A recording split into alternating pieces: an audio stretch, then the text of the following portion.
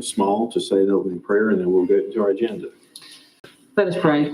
Dear Lord, we thank you for this time once again to come together to do the city's business. We ask, Lord, that you be with us in this meeting, that we may do the best that we can with what we have.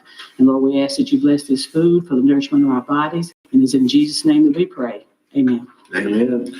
I will say that we have one addition to the agenda under police. There was a last minute general event permit application for a craft show on March 13th. So we'll add that as item number 3 under the agenda. Under A, review of February 4th, 2021 work session minutes. Does anybody have any additions, deletions, corrections? No. Not went to those in the record. Review of 2/10/21 special call work session minutes. Anybody have anything? Went to those in the record. We'll go into requested reports, actions. I asked Tina Hudson from Hands of Mercy to come and speak today. If you want to come forward. This is a little bit different this year with the COVID, and the effort that you've been given has been greater. And so we just thought we'd like to give the community an update and kind of explain also, maybe for those who just don't even know the process that you go through and when people can come and the times that you distribute. Great. Well, thank you, Mayor and Board, for having me. Thank you all once again for the money that you gave us to help support what we did last year due to COVID. For those of y'all who don't know what Hands of Mercy is, we're basically a food pantry where people can come. Right now we're open Tuesdays and Thursdays from 9 to 3. Our clients can come in once a month. During pre-COVID, we were once a quarter.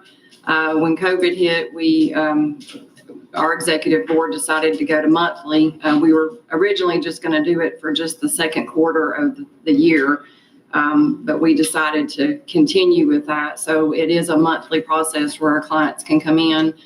They do have to have proof of residency in Lincoln County and then proof of income. Of course, our income guidelines, we are heavily supported through the USDA program, which is the government program. And so there are government income guidelines that they have to, fall within, much like kind of the SNAP benefits program and that kind of thing. So they do have to have kind of those two things in order to get assistance through us. To say that our undertaking it was just amazing. I was looking back at some of our numbers, and second quarter of last year versus the year prior and the third quarter, we were over double in the amount of families that we were feeding. And just as we ended the year, in 2019, our total number of families we fed was 1,934. And in 2020, our total number was 3,186. So you can see the difference in the number of families that we're feeding. I will say we have seen, a little bit of a leveling trend, I'll say, in that I think the stimulus money has helped a bit for our families. We kind of typically, and Ms. Dorothy can speak to this, when the stimulus money comes out, we'll be slow for several weeks because people are, kind of making do. And in the beginning, it was hard for a lot of people, weren't able to get their unemployment started and things like that. So we were just inundated with people you never would think would darken the door, and probably never thought they would, of a food pantry. But I'm thankful that we were able to be there, but it's only through the support of our community. And I can't say thank you enough to, it's just, it's a humbling thing to sit on this side of helping somebody and hear their stories. And, but a lot of our clients are elderly, living on just a small fixed income, and even a lot of these families during COVID, when layoffs were happening and things, it's just really put us in a perplexing situation. And I will say also, USDA program, I mentioned that we are heavily relying on that, and with it being a government program, I don't really know what it's due to, but it seemed like after the first of the year, our food has really dwindled down for what we're able to get online. We order all of our food through Second Harvest in Nashville. And all of that food is free to us. So if we have to go out and then buy it, which it looks like that's what I'm going to end up having to do, because the amount of food I'm able to buy right now through the USDA program or get through the program is dwindling down to just hardly anything. So unfortunately, it's probably going to mean me having to go out and we're going to have to purchase some food in order to, be able to help feed the community. And we're willing to do that. And we've got monies, thank the Lord, to do that. But yeah, we're still, like I said, seeing a great influx of people, but it is leveling off some, which has been good for us to kind of help manage things. Because when you're feeding 60, 70, 80 people a day in a 6-hour period, it's quite a daunting task. And I will say, if there's anybody that's listening or watching this, we can always use volunteers on those Tuesdays and Thursdays from 9 to 3. It could be a short window, a long window of time if you want to stay all day, whatever it might be. And I know Miss Dorothy comes and helps us once a month, and we appreciate her. So I'm willing to be flexible and put anybody in there that we can. So is there any questions? I would say with some of the high school students being virtual, has that helped as far as volunteers? It has. It's leveled off quite a bit in the beginning with the students being out, and even the teachers were great at coming in and helping us. And truthfully, we would not have made it without them. And I say that with all honesty, because they were the ones that just jumped in and said, hey, if we're not working, we're willing to come and help. And we definitely would not have made through some of those feeding 70 families in a day. And any of them that are virtual now, we'd be glad to have them. That's kind of where I'm struggling right now is helping load the cars, because it's quite a bit of food the clients are getting. It's 3 large boxes of food, and it probably weighs anywhere from 50 to 60 pounds. So someone like me, I'm getting on up in age. So, by the end of the day, trying to load that with 50 people, it's hard. So yeah, we definitely could use some younger people in there to help. Yeah. So. Well, we appreciate everything you do. Does anybody else have any other questions? If I remember correctly, we have a list of nonprofits, a good sized list. And I believe, though, this was a special request that you made this time. I don't think you're on our list of nonprofits every year. This was a special request this last time. Just talking about. Yes, sir. Yeah. Yes, sir. Just due to COVID and Due to COVID. Yes, sir. Yes, sir. Yeah. I was thinking that your request was made, and we thought it wasn't enough, and we upped it. Is that what we did? I think that's what happened. So Yes, it's sir. a good thing we did. It was, yes, sir, because there were a lot of times that I had to make a special trip to Nashville because we Right. would run out of food, and I'd have to make an additional order and Right. try to get transportation there. And so, yes, sir, the money definitely has, I was thinking you made a request like 2,000. We said, no, we're going to give 5 or something. I don't remember them numbers. yes, I just yes, don't sir. remember. Yeah, and like I said, we definitely appreciate it so much. Because it's good work. Yes, sir. Yes, sir. Well, thank y'all for having me this Thank morning. you. So- And we'll try to get the word out the best we can. Yes, sir. Thank you. Thank you. We'll go on. We have Miss Catherine Bartlett. Morning. Thank Morning. y'all for having me. Thank you especially to Christy. Christy's been great. She's my go-to girl at the city. She always directs me in the right way. So I wanted to say that publicly, that Christy was always great help. Today, I think I'm just supposed to be here to kind of explain how we've been chosen for the Everywhere You Look UT mural. Is that right? Yeah, I think so. Okay. Because I can talk about anything you want me to. Well, Everywhere You Look UT is a marketing campaign that the University of Tennessee has started this year. And we were not necessarily nominated. I don't know if nominated is the right word, but chosen, picked. Bill Newman kind of reached out to us and said, can I turn y'all in for this? And we said, of course. And what it is a marketing campaign, especially in communities that do not have a university and do not have a University of Tennessee close by, which obviously Fayetteville, Lincoln County is one of those. Their marketing campaign was kind of like, you provide the canvas, we'll bring the paint. So they're painting over 50 murals all over the state of Tennessee last year and this year. I think it was intended to just be last year, and then COVID hit and they spread it out. So we got bumped to this spring, which we were thankful since we were out of town the end of last year. But it's been on grain bins, it's been on old barns, it's, on commercial buildings like ours will be, hopefully. It's going to be on 201 South Main, Old Beauty School, if no one knows that address. That's the Old Beauty School, and it's right there on the top. And I brought a picture, which I'm glad to hand her on my iPad if anybody wants to see it. But it's in the top left corner. So it's really cool to be chosen. My husband and I both, Chance and I both are UT alumni. So we hold University of Tennessee special in our hearts, but we also chose to live and work and raise our children in Fayetteville. So it's kind of combining the two, which was special to us. And UT is kind of going all out for these mural projects. They're calling ours a block party. They always call them a reveal party, but they're kind of saying ours is kind of a block party. And hopefully through, the Fayetteville City Police and you all, that we're allowed to have that block party. They're going to bring the president of the university, Randy Boyd, the chancellor, and lots of other special guests. So I think it's, it's great. Yeah, they're here for the mural, but let's hopefully take the opportunity to say, hey, yeah, this mural's here, but it's in Fayetteville. It's in Lincoln County, and this is why we're great, and this is why, this is why Chance and Catherine chose to be here, and this is why all these other people choose to be here, and kind of use it as an opportunity to highlight how special we really are. So that's kind of the overview. I'm glad to answer any questions or thoughts.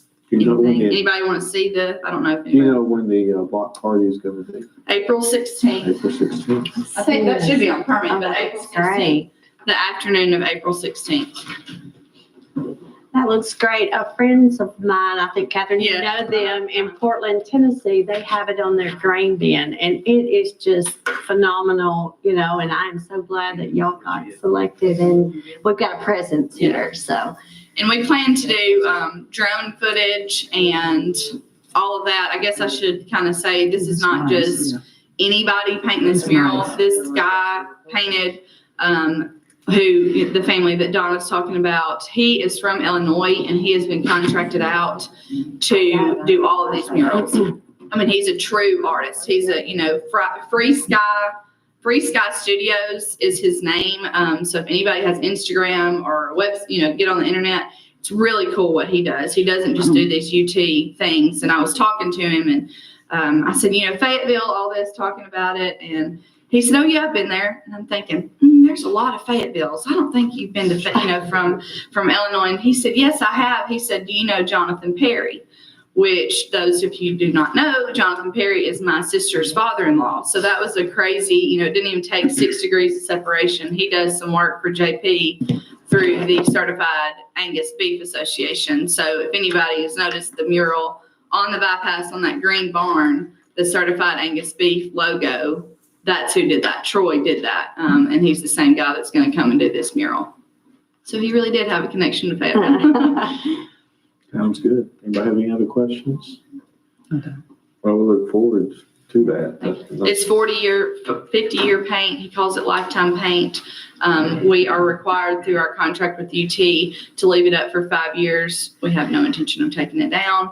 We have no intention of, we could keep that building for our grandchildren's grandchildren. So, but it is 50-year paint, and he will come and fix it if anything happens, but he guarantees it for like 15, but the paint is 50 years. So it'll be a good looking thing that won't fade for a long time. That's good. Thank you so much. Go off. Put a little roll tide. Big dig there. Yeah. Next, we have Mr. Steve Cross from MTS. Mr. Collins, I think you invited Mr. Cross to the work session, so if you want to. Hey, I like that. What a great meeting for you to be at. I agree 100%. Those green bins and things were awesome. As I travel around the state, and I'm proud you guys are approving it and getting one here in Fayetteville, Tennessee. That's awesome. Well, I'm proud to be here again tonight, or this morning, I guess, here. We were here the other evening talking a little bit about the fire department and things, and I know y'all had a strategic planning session in the last few days or this weekend, and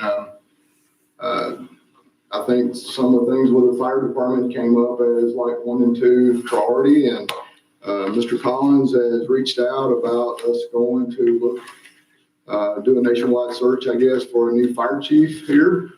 I'm excited again to launch this project. As part of the project though, you know, in the past, we have, of course, interviewed Mr. Collins and some of the firefighters and different folks to kind of get an idea of what Fayetteville's looking for in a fire chief. Of course, there's standards that if you want to follow. Some do, some don't. We need to find somebody that fits your community, that can lead and fit your community. And I wanted to, you know, and I appreciate them giving me the opportunity to come. I wanted to come and talk with you all because ultimately you are the board and ultimately you set policy and this person will be charged with carrying out that policy. And I kind of wanted to know, you know, from you all, if you have any things in your heart that you want to see in your new fire chief, you know, whether it be credentials or attributes or, you know, just this is my way of coming and giving you officially, I guess, some input into it. And that's what I'm here for, really. I don't have an agenda for you or a presentation, just an open notebook here in a minute. And I'd be willing to take any notes you have. I have the current job description on my computer with, you know, the current credentials that are required. But I just wanted to have a conversation with you for a few minutes, if that's okay. It's okay with me. The city administrator did mention this, I think, to some, I don't know, all of it's not. And really what I told him was, I don't particularly know as an alderman, or whether it says vice mayor, but I'm elected alderman is what I'm elected. As far as the guidelines on what a chief should be or whatever, I'm leaving that to the experts, which is city administrator and you and whoever. But as an alderman, I would like for this to be addressed. I would like for whoever we end up getting as a fire chief, and I certainly hope we get one as quick as possible. I would like for them to understand that even though that they don't work for this board of aldermen directly, this is how it's just set up. They don't work for us directly in any way whatsoever. But their comments, whether it be comments in public, on social media, or whatever, that might come back to reflect on this board does affect us. And whoever we might be able to get, they need to understand that this is a public group. We represent the public, who we represent. I would like for them to understand and be cautioned with their comments on what they might say about the board or whatever they might do about the board, because in the long run, even though they answer directly to the city administrator, not us, if they go out and start, or their family or anyone connected with them starts beating up or trashing this board of man, alderman, or whatever, then it's going to go sideways. And they need to understand that is in the equation. I think that's a good point. I think it is from my perspective. It's good from even my perspective. I visit here, I shop here. I want this city to have a great reputation. That way you attract, you know, investment in the community to beautify things and make it more livable. So, you know, we tried to address that a little bit in the beginning of the job description. But again, that's a document. When we hire folks and we have people working for us, we have to have conversations with them. And, you know, I think we're going to try to be a little more proactive on mentorship and those type things, maybe from outside. In the past, we've tried that more from a, you know, just kind of hit and miss. And, you know, if the chief don't have time for you or they're not in or whatever, then so what? But maybe that needs to be a little more formalized next time to where, and it's according to who you get. I mean, if you get somebody that's already seasoned and had a well-established career somewhere, they're going to know that kind of thing.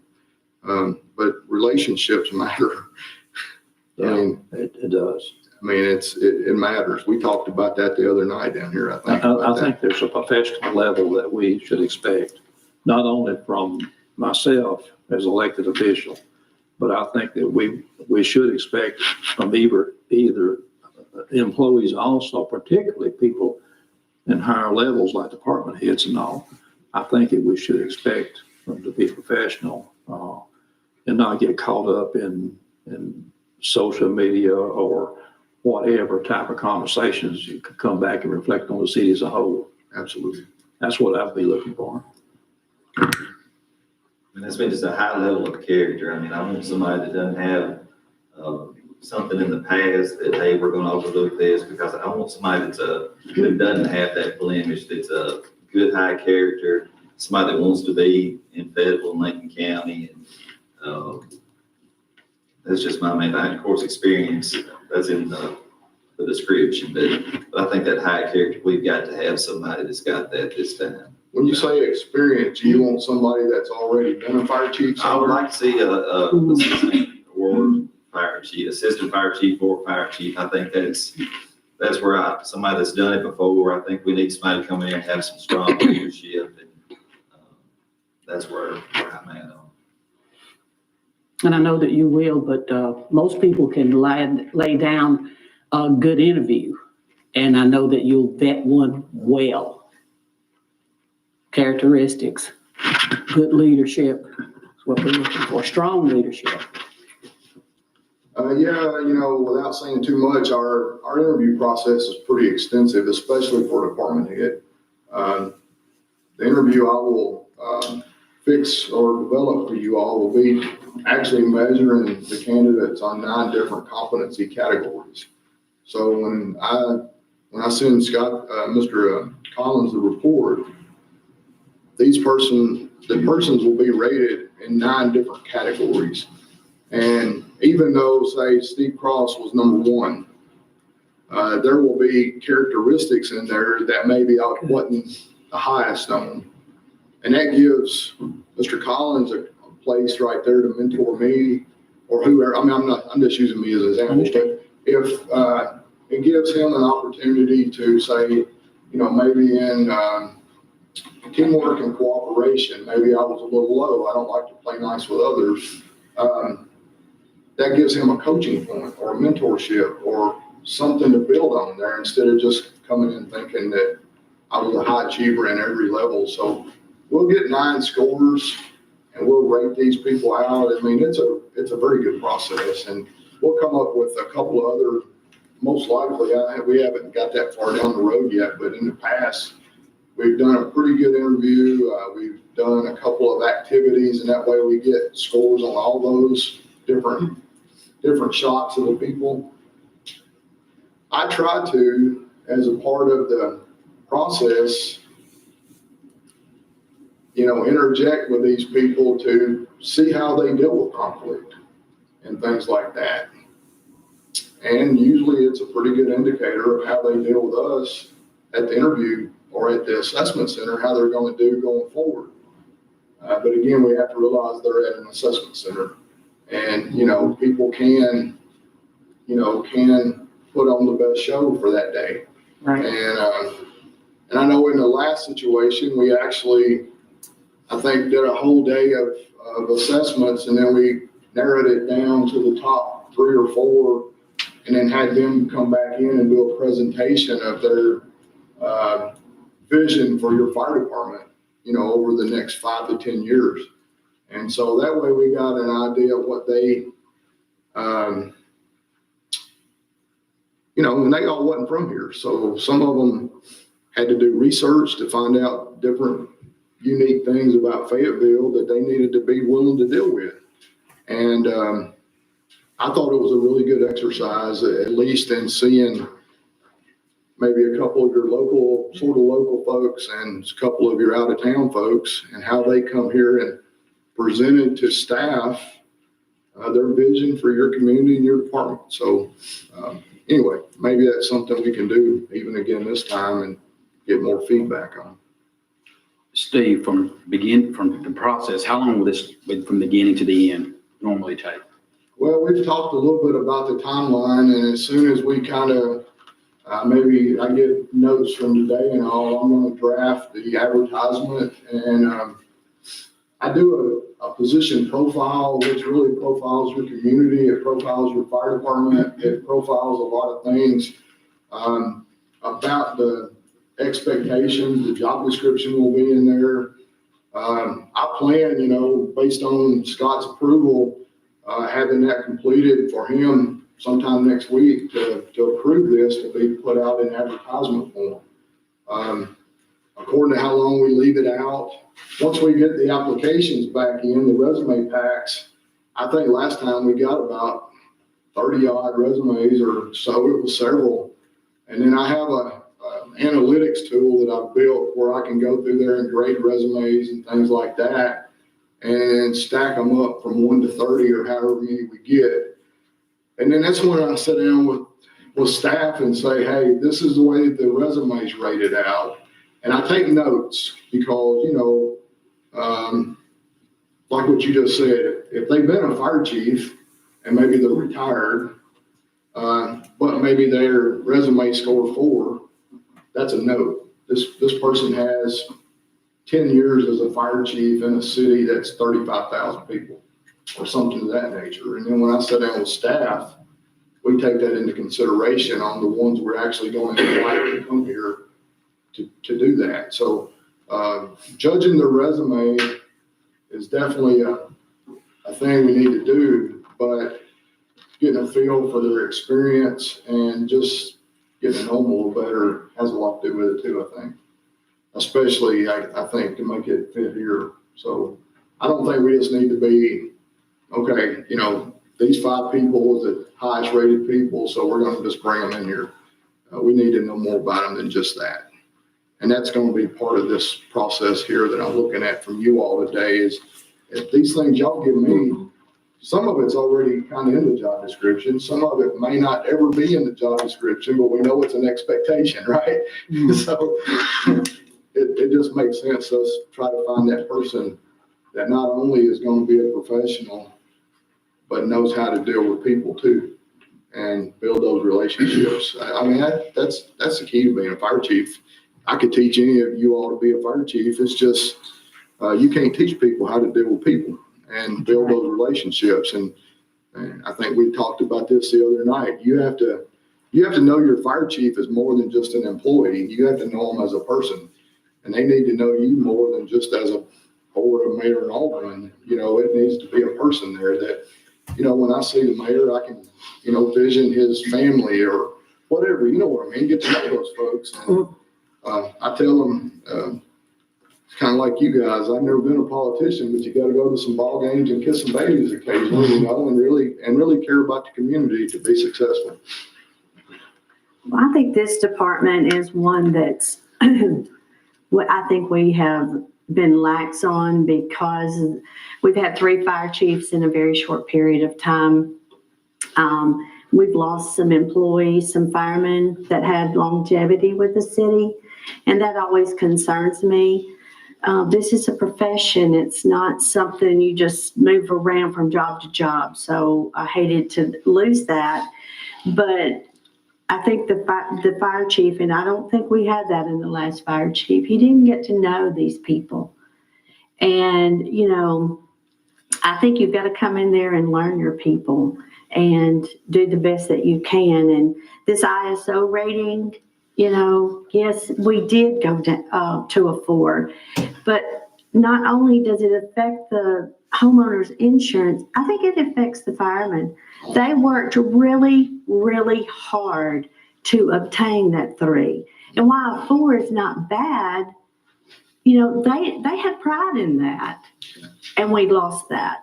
So, I would love for us to get a fire chief in here, get these guys back on where they need to be, and see the fire department just really excel. And we have, involved the HR person. We now have an HR person on staff here that's got 30 years experience, So I'm thinking this time maybe we've got more input to hiring this fire chief. And that's another question I'm gonna have for you all before we leave here is, in the past 2 chiefs we've worked with here, I have put together an interview panel or an assessment panel, if you will, that basically, generally had, I think in one of them, I'd have to go back and look at my notes. It seemed like one of them we had 3 fire chiefs, and it seemed like in one of them we had 2 fire chiefs and a city manager type person sitting on the panel. But I wanted to, and we'll talk a minute about this, but I just wanted your input on maybe the makeup that you would see as being the perfect assessment panel. I mean, city staff people, HR, I mean, I don't know who, I can go pick those people. But I really want your input. I mean, to me, it's going to be critical for the success of this assessment. And we don't have to have that answer today. It's like I said, I'm going to try to get something to, and I probably didn't answer your question all the way, but I'm going to try to get something to staff sometime next week to get approved to go ahead and advertise. And we'll advertise that position whenever the resumes are turned back in. I will go through there and grade them out. And then we've already said, I think I've already put a week on my calendar, the very first week I had available to come here and actually boots on the ground, do the work. I don't remember May, it was in May, but it was about mid-May, I think it was. So we'll do that process. We'll probably only invite enough people that we can do in a day. And then maybe, again, like what we did last time, once we get our top 2 or 3 or 4, we might have a separate something or another for them to come back in and just get more input rather than just analytics, more personability and those type things. I don't know. That's kind of what we did last time with the coming back in and sharing their vision of the city. Long story short, I think, definitely if we can keep this timeline on it, what I've got, I apologize, man. I've got so many people to try to promote and hire over the next 2 months. I just told people that's the only stress I have in my job is trying to stack my calendar up. So I put y'all on the very first week I had available, and it was about mid-May, I think. And so if we do that assessment on that day like we got planned, and then and at the end of the day, I'll have the list, and staff can sit down and decide how many of these that we want to truly entertain, and then get that next step if we want to. Maybe that's some other input that you all have. I mean, we generally do like an interview, or we do something to see how they address the board, or how they would address the media, or a lot of things like that a department head may be required to do. So, and we score them every way we know how with valid measures. And the very first thing we do at the assessment, and just say for instance, you all was the assessment panel, I'm gonna spend about. I won't be on there. I'm an elected official. Well, I'm just telling you, I know you can't, we'd have to have it in a public meeting, but for the whole board to be there. I mean, the first thing we do is spend about an hour or so training the assessors on what we're gonna do, how we're gonna grade, what their expectations are. And then we go through, say, that interview, and then I will lead the panel through coming up with those 9 scores. And I would get your individual score and report it. And then based on that, I would negotiate with the whole panel to come to 1 score. And that way I come up with 9 scores off that interview, 9 consensus scores. They're not averages. They're not anything else, It's a really good way of doing things. And like I said, I trust the process. It's worked. I would make it, we're somewhat unique in a situation you just brought up, which is a good thing to bring up. In our situation, we've had the police chief has been filling in, for quite a while, and some of his employees have been helping out, and he should have a really good feel for what's that department. And I would, even though it might be unusual for a police chief to sit on that committee, since he's got a hands-on experience, I would hope the city administrator would consider him, if he'd be willing to do that, because he he's been there. He knows what's going on. He might be able to, Well, that's not unusual. It's just in the next town over, Tullahoma. I did an assistant fire chief over there, and the police chief was on the panel. And the reason for that is we have to learn to work together. We have to learn to be empathetic of each other. And we're all in the same business. We're providing public safety to the community we're serving. So, now there's a group that I would recommend highly against anyone being on that committee. you want to give me a list? Yeah, it's general. Any private citizen, I don't think should be on that panel. Anyone that's not connected with the city in some way, either an employee or whatever, should on that panel, or if you want to bring in some experts or whatever, maybe, well, that would be the city administrator. Linda Blackhawk. I was just, But anyway, I wouldn't want to just go out and bring some private citizen in to have input into that. I would just strictly be against that 100%. I'd like to add something that I think I want to see in a new fire chief, would be somebody that's going to come in and continue the success that they've seen over the last several months. I mean, after being on the committee for over 2 years, the last several months, there has been growth. So, and I know we need a fire chief, but I've seen a lot of good things come out of there the last few months. But overall, would you say, Steve, I mean, with his management skills, it should be number one as well? Because I think Chief Howe came in with great we gotta management have a skills. balance, I think, that experience, it's a finesse to be a good fire chief. You can be the most professional person in the world, but if you don't have the finesse to deal with people and Absolutely. know when to, I tell fire chiefs all the time, you gotta know what issue is important enough to fall on that sword for. But other times, you just need to lay back and wait till next month or next 6 months, or times will change, priorities will change, maybe revenues will change, whatever the case is.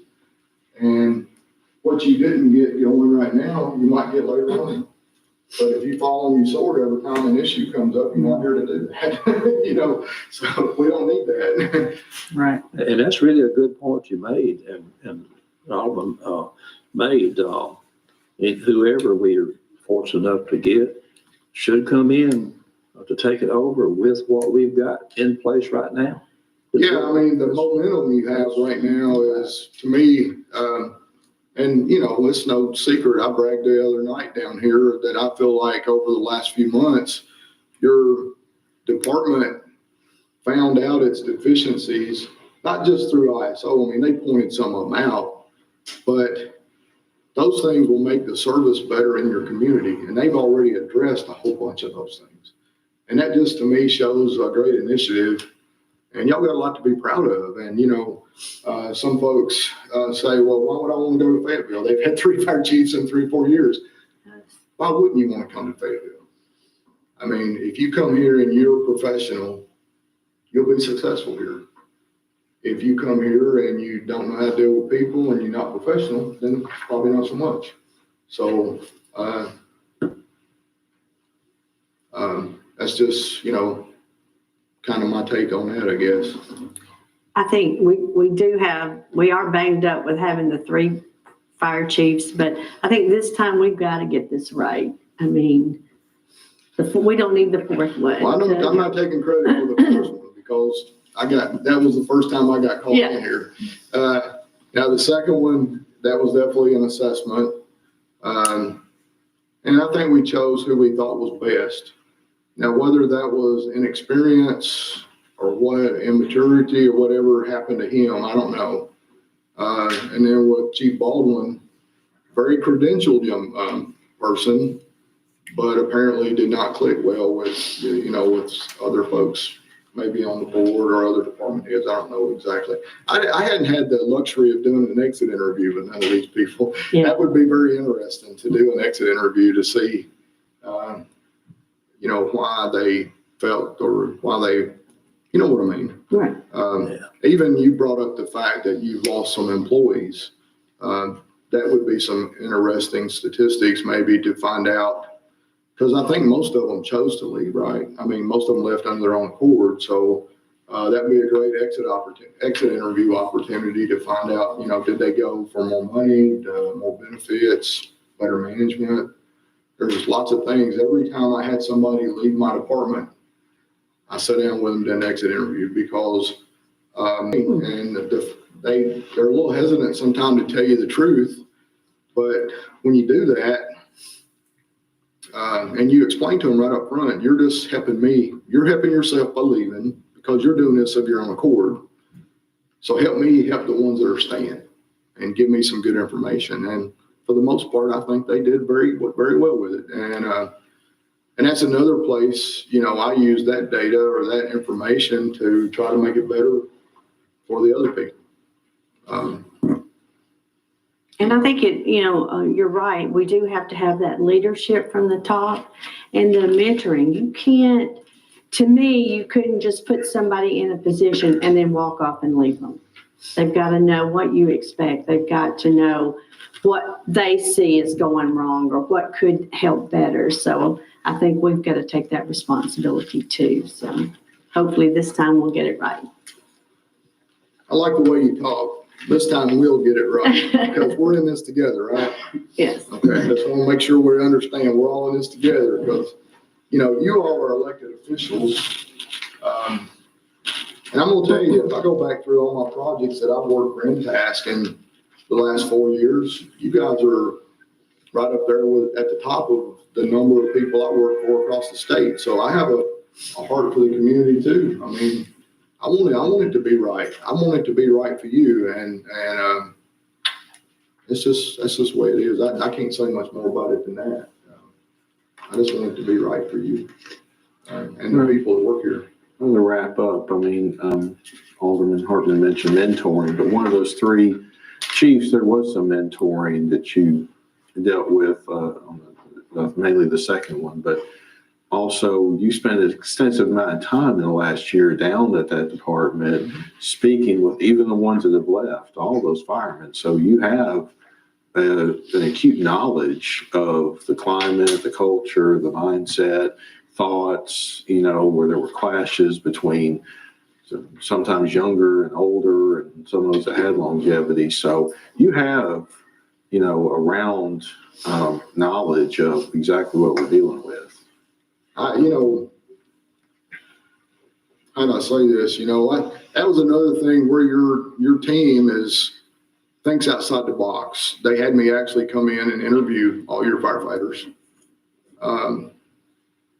I use what we call the nominal group technique of brainstorming.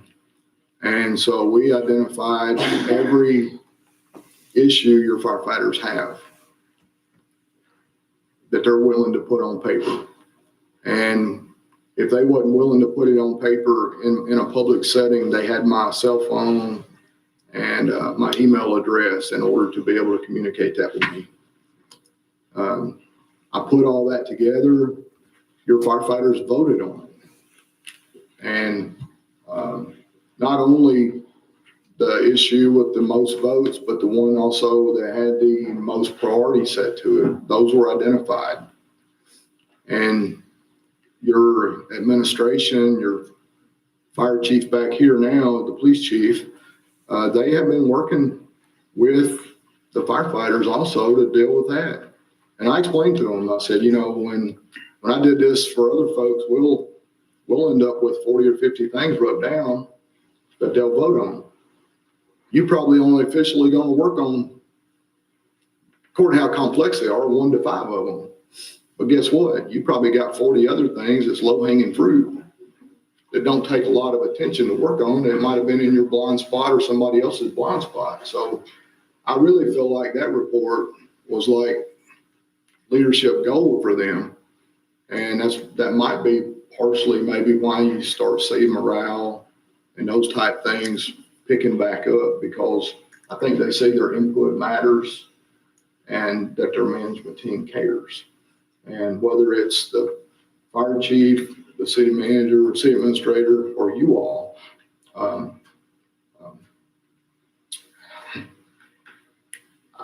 speak to my own employment. I work at the University of Tennessee, very proud. Every time you see me, I'm going to have orange on just because I figure that's the brand.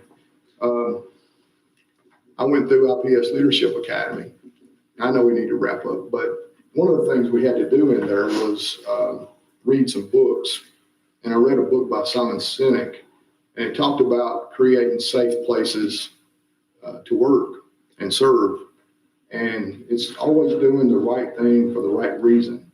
It's not always necessarily this. And I go back to with UT, they've been changing some compensation policies and things. And when they first rolled it out, it didn't seem so positive. But then they took input, they went back and modified it, and then they rolled it back out again a couple of days ago, and it was much improved. And so as an employee, I thought, well, they took our input and they really went back and really done some good stuff with that. And it made me proud to be part of that and proud I gave the input. So I said, I don't have to kiss up, and I'm an old guy and I'm retired once and could retire again. But I mean, I sent my boss, my supervisor, a note that said, thank you very much. You took my input and acted upon it. And I know how to give input. I don't give it on social media. I don't give it in the newspaper. I give it to the person that can fix it. And so I sent my supervisor and her supervisor both a note and said, thank you very much. You took my input and did something with it. And I really appreciate that. That creates a safe place for me to come to work every day. And so I don't have to make myself go to work. I love what I do. And that's what I want your fire chief, whenever they get up in the morning or they get called out at night for an emergency, I want them to say, it's time to go serve, and I'm proud to be doing that. Anything else? All right. Thank you, Steve. Thank you so much. Y'all be thinking about the makeup of the board. We don't have to decide that today. We'll do that maybe 2 or 3 weeks before the day, but y'all be thinking about who y'all think would be not only maybe staff, but whoever, maybe not a citizen, but whoever you think would bring great value to this panel, because they need to be stakeholders. And that's what I count all you all, stakeholders, okay? Mm-hmm. Thank y'all again for having me. I really appreciate the opportunity to talk to you. Thank you. We'll go next to our department reports. Mr. Plunkett with Public Works. Thank you, Mayor.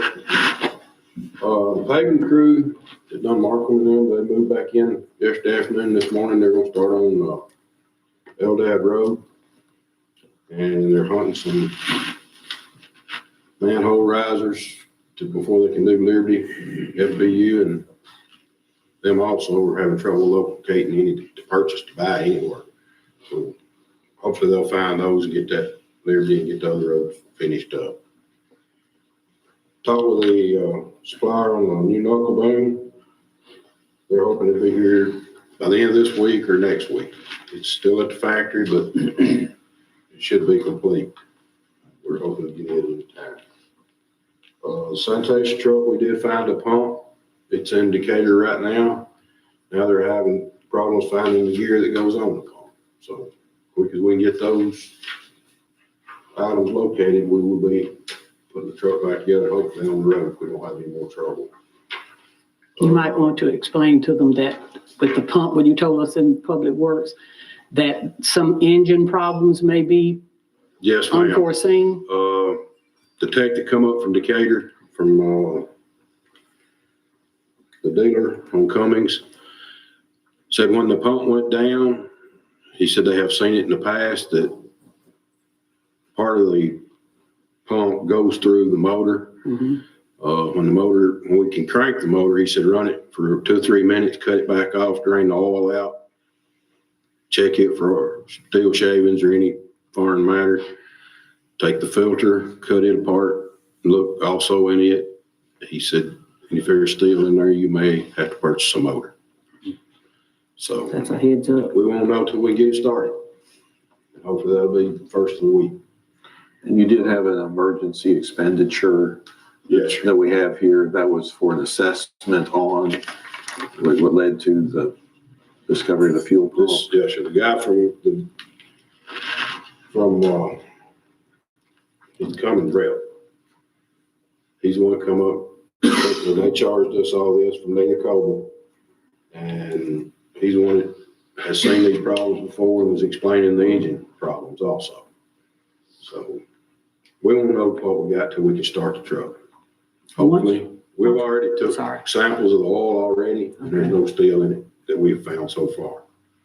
So that's a good thing. The pump will be installed here, Just by by the doing it all garage here. in-house. Okay. Lowell Drive. We got verbal clearances. I've got all the easements and everything. We got verbal clearance from TDEC to go ahead. We're supposed to have it in writing by tomorrow. We took the initiative, went ahead, and we've set a bid date for March 25th or something. You remember what that was? 25th? To bid the Lowell Drive Bridge. So we're moving forward with that project. And that's all I have at this time, Mayor, unless y'all have any questions. Do I have any other questions? We do need to move the emergency expenditure to Tuesday just to ratify that per our policy. So everybody's okay with that? We'll do that. Thank you, sir. Thank you. We'll go to the police department. Chief Howe.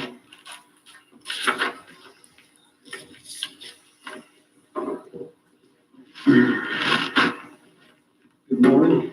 As you mentioned at the beginning, this morning I was given a permit application for a craft show will be held on March 13th. With that, we approved the board and mayor Tuesday night. We have the UT mural and also Federal First Friday. That's the three that we have to be voted on from the police department, and for the police department, that's all I have. Everybody okay with these three permit applications Tuesday? Absolutely. Any other questions of Mr. Howe? Okay, we'll go to the fire department. Fire department, started this month, we've got letter certification, hydrant testing, and hose testing. And that's all I have. We had the report from Mr. Crossy. Anybody have any other questions on the fire? Okay, thank you, sir. Thank you. We'll move on to Parks and Recreation. Mr. Chris Mitchell.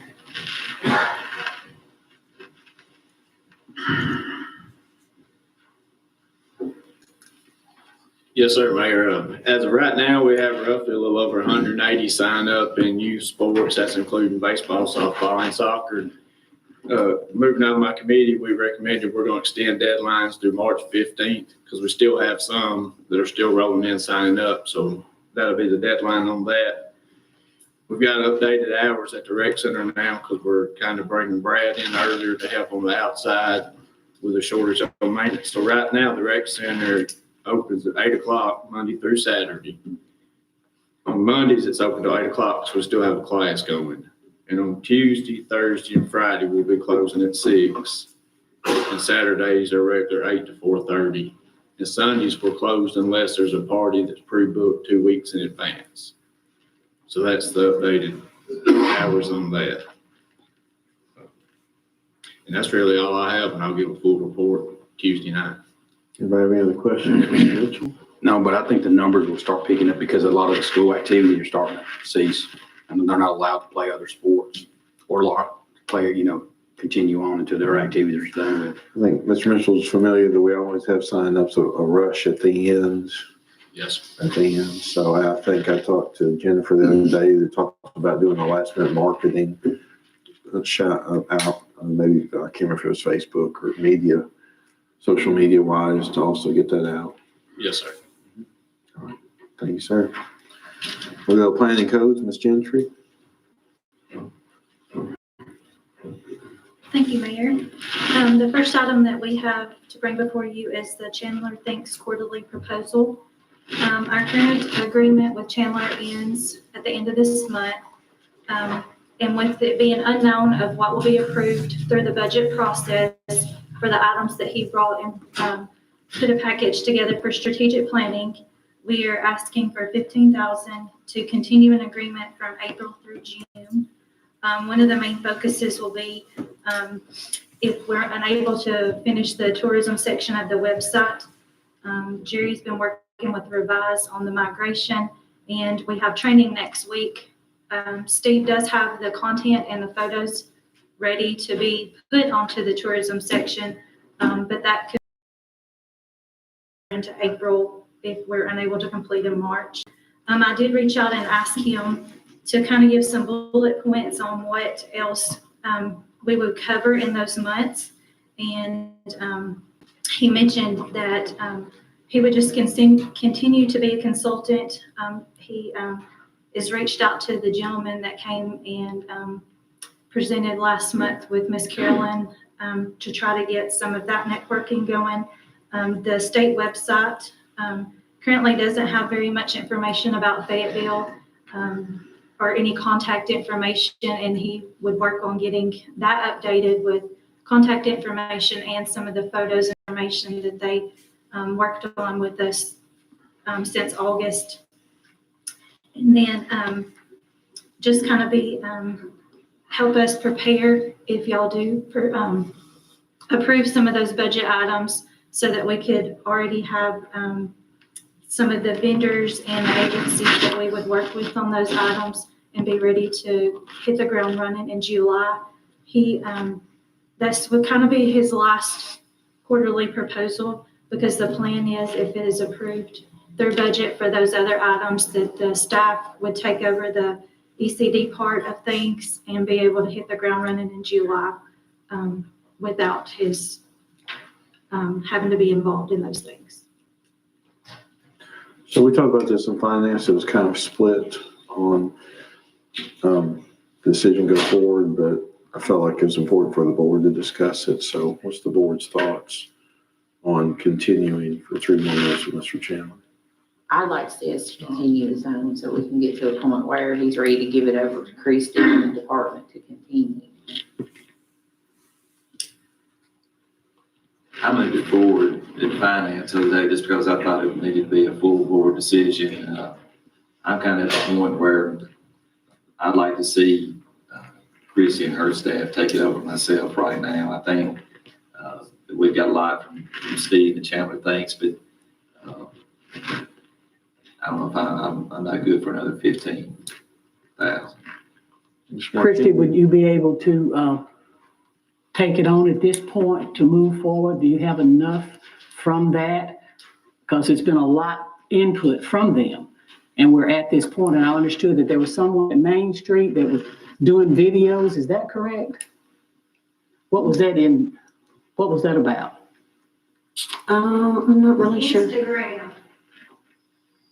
I'm not really sure what, I mean, they have their website up and going. Was it in connection with what we're talking about here? No, Okay, not to my knowledge. okay. How do you feel about taking it over from here without this going forward? I would do my best. We do have a couple of weeks left in March with Steve. And if it was not moved forward, I would kind of lay that out with him and get him to kind of give me a direction to go on.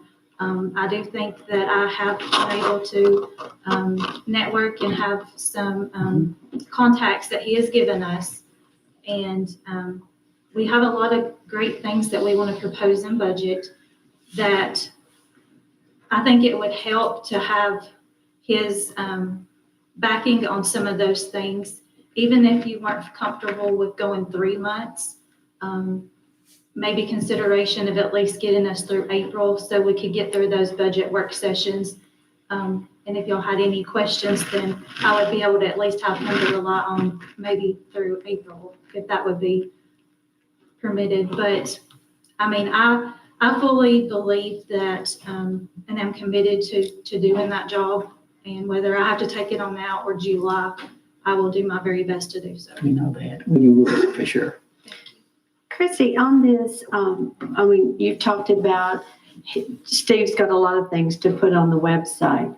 So if we took it over now, would Jerry be in a situation where we've got the information to update this website, or are we not there yet? He has provided us the content.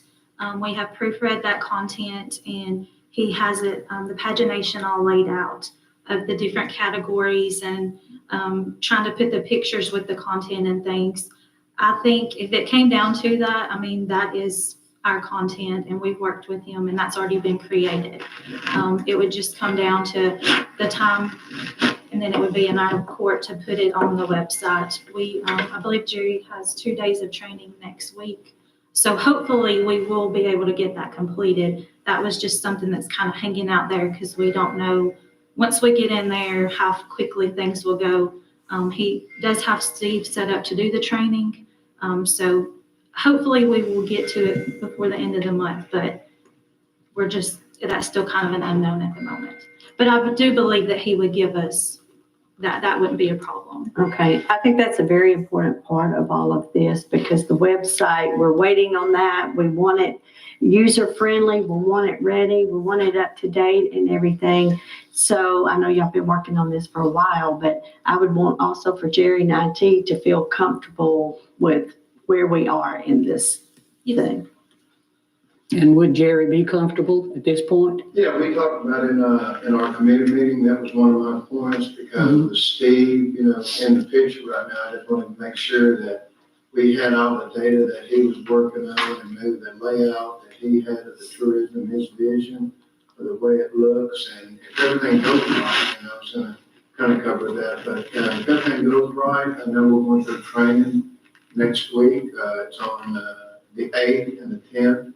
I've invited Steve to be in that training, and shortly right after training, then he will be able to put in what he wants to in that tourism part of the website. So that probably gives him hopefully a week or two to kind of work on that. And if not, I can work with Steve, and we're more than capable to get that up and running. I mean, we're more than capable of helping and get that up and going, working with Christie on that. Mr. Martinez? Are we paid up all the way through March with him? Yes, sir. Correct. So the question then to the board is, do you want to take it forward to Tuesday, and then do you want to do 1 month, 2 months, 3 months? Could we take it forward for 1 month and then see where we are in 1 month? So that'd be fine. That'd just be It would fine. carry us through April. Is that what you need, Christie? Do you need another month? I would feel comfortable just because I want to make sure that we get everything correct and laid out for the budget. Could you do that in a month? Yes, ma'am. Yes, ma'am. Yes. Ma'am. Well, I would be willing to see in 1 month, 5,000. I'm good with that too. I was the one in finances, voted no. I'm still a no. I'm just one person. I'm for moving it on. Okay, all right, we'll move that on. Second item. For 1 month. For 1 month. 1 month. Second item, you had a resolution for the home grant application. Yes, sir. This is the same grant that we applied for last year, and the resolution is our intent to apply. The applications are tentatively scheduled to open April the 8th. It is determined on a scoring system. Once we submit, they are graded based on need, and there's not a money match that is required. We could get a minimum of $100,000 up to a maximum of $500,000. The county is also able to apply. We're unsure if they're going to, but if both entities apply, then each entity could receive up to $375,000. Ms. Lennis Hyde has already been working with Ms. Candy Higgins and has all the other documentation ready to go for the application process. We just formally have to do a resolution with your intent to apply. Everybody good? Good. Anything else you have in your report? I just wanted to say that I'm extremely excited about the UT mural. I think that that's going to be a great opportunity, another selling point, photo op for our town. I've enjoyed working with Catherine, trying to get that off the ground. And then our billboard that we went in with the chamber, we were able to use some of the photos from our photo shoot with Chandler, and If it's not already hung, it will be hung here shortly. And it is telling the same story that our other billboard on the interstate with the Slawburgers Whiskey and Tennessee Heritage. Okay, anybody have any questions, Ms. Jacob? Thank you. We go, Mr. Taylor with IT. Thank you, Mayor. Well, we kind of discussed the website, so it is planning on going live right after training. So like I said, we will be going through training on the 8th and the 10th for our website, and that's for the city and the tourism part. And I've already sent Steve all the instructions for the class and everything like that, so he is going to participate in that over the 8th and the 10th. So I think we'll be good on the website. We're looking forward to that. There's two pieces of software that we use in the city for planning and codes, and also down at Public Works for partials and for addressing that Christie needs, and also Eddie needs for doing what he needs at Public Works. And that partial data that we need comes from the county, and the addressing that we use comes from 911. Ernie's a big part of that, to give us addressing, because that's what he does. The county, they do all the assessment on partials. And I believe, it's my understanding that we actually pay the county to do those partials for us. But what I'm getting at, I went across the street the other day to get that update for the partials, and they wouldn't give it to me. So they said, no, you can't have it. And so that's going to be a hit for us not to be able to get those partials. So I'm working with, talked to Scott about it. He asked me to work with Johnny Hill. So I'm working with Johnny Hill to see avenues and what we've got to do to be able to get those partials. But I don't want to get into a lot of why that happened, but I think a lot of it stemmed just real quickly from the agreement that we had with Ernie and 911 when we were paying $20,000 a year for an agreement to share data between the city and the county and 911. And then after 3 years, the city I decided really that it just wasn't benefiting the city at that time. And so we backed out of it. And so we've got our own software now that we're using, and we still have to have that data. And we were getting it fine before, but since that agreement broke Well, can I ask, I mean, before that 3-year agreement, we didn't have trouble getting No, parcels. not I at mean, all. you've been here long enough, and you've been through at least a Yeah. couple tax assessors. Right. So I don't think that really, it shouldn't have anything to do with Should that. not have anything to do with it. So, but. It's my understanding it came from Bill Newman, so So it's parcels all the partials, in the Parcel city, data. yeah, but those parcels is in the county also. correct. And we all as city residents pays the county, we pay the county property tax, just like everybody else does. I would highly recommend, well, I don't have to recommend, you already said it, the city attorney needs to take this thing over. I've spoken to the county attorney, and Right. I'm hopeful that we'll work something out. And all we're after is the city information. We're Right. not after the county information. And I think as been pointed Yeah, out, exactly. we split the cost of the assessment of city properties with the county. So I pointed that out in our discussion. So hopefully we'll have the Well, resolution. hopefully that'll work out before it turns into something it shouldn't turn into. Yeah. Anything else on that? Okay, now we get down to, this is my suggestion on our, the iPads that the city owns. Right now, I think we own about 20 iPads. And it's my recommendation that we return these iPads after the board meeting on Tuesday night, so that, and we keep them for the next 2 weeks before y'all have your committee meeting. so we can do the updates and make all of these iPads all standard. Right now, they're not very standard because we've got iTunes accounts. Different users have different iTunes accounts. They have different passcodes on them, and we've had issues to where if we get a iPad back, we don't know that code, then we can't get into it.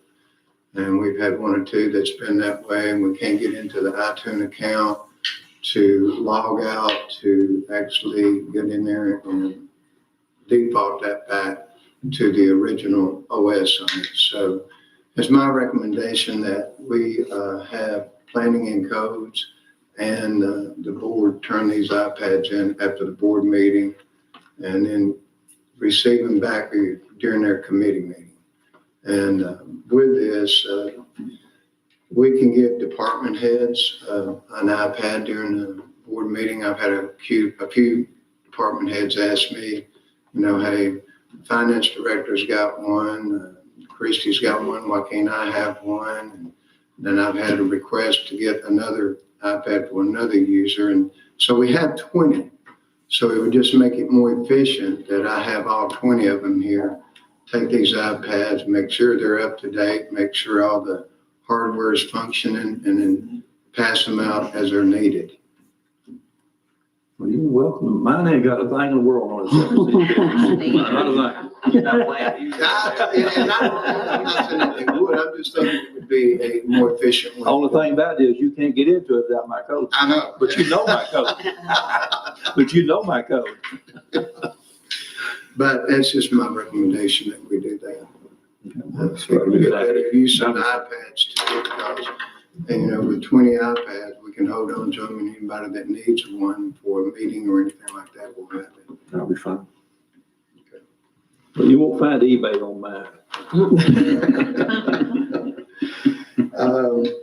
Our email server and email hosting is moving quickly into Office 365, so that's looking good. So hopefully that will be done within the next week or two also. So looking forward to that. Shortening up the name a little bit, instead of having fayetteville10.com, we'll have an email of cof-10.com along with fayetteville10.com. So you'll have both email addresses, or you can use either one for say up to 6 months. And then I would like to see that shortened down to just cof-10.com. But it's looking good. With working and talking with Eddie, and I've used this software before, Facility Dude, that it's already in place, and it's very good software. We can, I think it's getting to the point now to where we're asked to do so much that it would be nice to go into a ticket system. And so I would like to see our department maybe move in that direction to, if someone needs something, they could just put in a ticket. And even if they call us, we're going to respond. It's not that we're not going to respond. And but a ticket system would just be a good way for tracking the time spent on what we're doing during the year. So Scott, the board could have a summary of what we've worked on during the year. So we're moving in that direction, but we will respond as soon as we get called. And if there's not a ticket in, we'll either ask the user to put a ticket in, or we'll put a ticket in. I think that would be a great idea on time management. Yeah. And like you say, to be able to go back and see where most of your hours are spent, or is there something that you need to purchase that would help you in that regard, so. Yeah, and it's already in place. We used to use it a year or so ago, and then we got away from it. But I think it's for the time we probably need to get back into it. And working on the budget for 2021, so we all know how that can get crunched. And so working on that. And the last item I had on there, since my time as a full-time employee for the city of Fayetteville is coming to a close, I've enjoyed working for the city. I've enjoyed working with the board. Anything I've ever asked from the board, pretty well I've gotten. I think we've achieved a lot in the last 13 to 14 years, and I'm very proud of what this department's done along with the help that I've received from the board. But as my time comes to a close, it was important that we get another employee in here that could fill in the position of a workstation tech. Because in that department, I feel like you need to have vision and have two different lanes. And one would be the workstation tech that would take care of all the PCs and so forth, the day-to-day operation. But then again, you need someone in the position that can handle all the service. And so we were very lucky to hire an individual over the last week to come in to help with the workstation. He's a very bright young man, and his name is Lucas Edwards. If he wants to speak or anything, but he's a very bright young man. He's in school at Pulaski. He's already got his certification, A+ certification. I think he's getting his network certification along with his Security Plus certifications by March or May. So I'm very happy to have him on board. So when speaking, Welcome. I'm sorry. So you want to inform the public when your last day is? Yes, it will be at the end of March. Probably Jennifer has already got a plan. She's already put her plan into place. So she's been accepted into an art gallery out in Charleston, Wow. South Carolina. So we're going out there March the 31st. So I'll be taking a couple of vacation days at the end of March. And so March the 2nd would be my last full day. Well, we can't say enough about what you've given to the city of Fayetteville. I mean, when you came in and how you've worked with the 911 over the years and worked across the street with the county and worked with FPU and came in when everything was a hodgepodge and, built a system that really, I mean, with the exception of a few requests every year, I mean, everything's stabilized. I mean, the network, we can't say how valuable your time has been here and you won't be replaced. We can just do, and we have total confidence in Zach and our new person. But, you very much appreciate it, is what I'm saying, from the board and speak for many citizens as well. If it's something that you love doing, you're going to succeed. And so I've always loved technology, something I got into once I knew I wasn't going to be a musician. So I got into that at a young age, and so I've enjoyed it. And I've enjoyed the city, everything that I've received from the city too. So I can't talk enough about the department heads. I've enjoyed every one of them, probably one more than the other, but I've enjoyed every one of them. They've all been great to work with. You're talking about Eddie, aren't you? He's okay. We can't speak enough about the security that you've put the city in with all the things that are going on the internet and people taking ransoms and stuff like that. Yeah. Appreciate that. And I'm trying to express that to the two new young ones back there, how important that is. And I think they understand that. And they know my goals for the next 4 or 5 years. I'm going to express that to them. But I hope the board will hold them to the disaster recovery. I think that's a very important piece to make sure that this city can come up in an off-site location and function. So I want to see that done twice a year. So I think that will happen.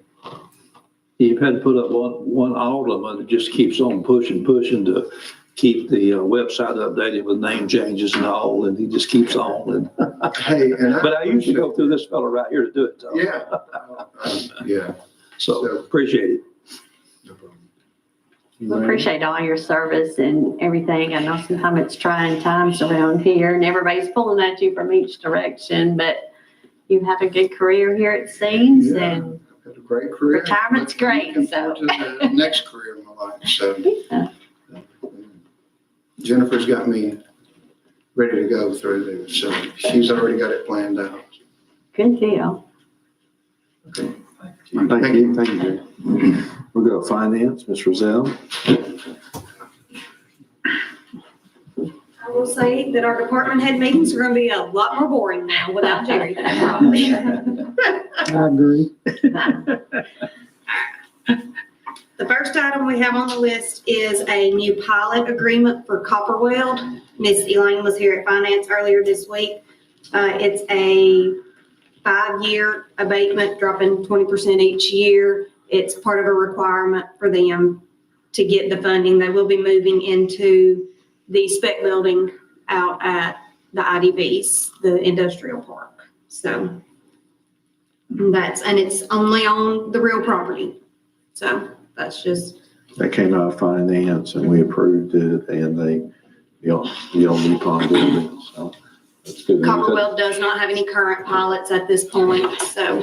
It's another, example of expansion locally, which is what you want. And that will say, in my opinion, in a way, 35 jobs, I believe. It was 45 jobs with an average hourly wage of $30.24 an hour. Yeah, that's what I kind of wanted to emphasize. That's some really good wages for Lincoln County. Yes, that's big.